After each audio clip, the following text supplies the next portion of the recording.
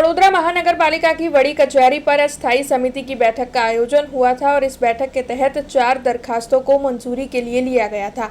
पालिका की बड़ी कचहरी पर स्थायी समिति के चेयरमैन डॉक्टर शीतल मिस्त्री की अगुवाई में ये बैठक मिली थी। तब चर्चा के अंत में चारों कार्यों को मंजूर कर दिया गया था। तब आपको बता दें कि आज की स्थायी समिति की बैठक में ऑडिट विभाग, मैकेनिकल खातू, आईटी शाखा और सेंट्रल स्टोर के प्रपोजल के मुद्दे को मंजूर किया गया है। तब बैठक के अंत में स्थायी समिति के चेयरमैन डॉक्टर शीतल मिस्त्री ने कौन कौन से कार्यों को मंजूरी दी गई है इस बारे में ज़्यादा जानकारी दी है।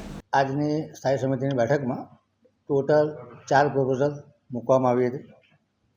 4 સર્વાનુમતે મંજૂર કરવામાં આવી છે। કામની વાત કરીએ તો ચીફ ઓડિટર HM રાવ 13/6/2025 થી લઈને 21/6/2025 સુધી દિન 9ની ભર પગારી સિક લીવ મંજૂર કરવાની દરખાસ્ત હતી, જેને મંજૂર કરવામાં આવી છે। વડોદરા મહાનગરપાલિકામાં 15મા નાણાં પંચ 25-26ની ગ્રાન્ટ અંતર્ગત જેમ પોર્ટલ પરથી 20 નંગ એક્સકેવેટર લોડર ખરીદવાની પ્રપોઝલ મૂકવામાં આવી હતી, જેમાંથી 10 મંજૂર કરવામાં હતા। આજે બીજા 10 એક્સકેવેટર લોડર મંજૂર કરવામાં આવે છે। પ્રતિ મશીન 24,27,000 અને માઇનસમાં ટેન્ડર છે, જેને મંજૂર કરવામાં આવ્યું છે। ટોટલ ખર્ચ લગભગ 37.76% માઇનસના ભાવનું ટેન્ડર છે।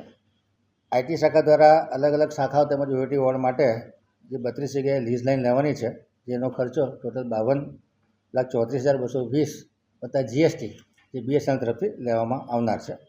સેન્ટ્રલ સ્ટોર દ્વારા યુદ્ધની પરિસ્થિતિ વખતે જે મોકડ્રીલ કરવા અને યુદ્ધની પરિસ્થિતિમાં સજ્જ થવા માટે 20 નંગ જેટલા માસ્ક અને હેઝમેટ સૂટ લેવામાં આવ્યા હતા, જે 1,80,000ની મર્યાદામાં 67.3C હેઠળ લેવામાં આવ્યા, જેને જાણમાં લેવામાં આવ્યા।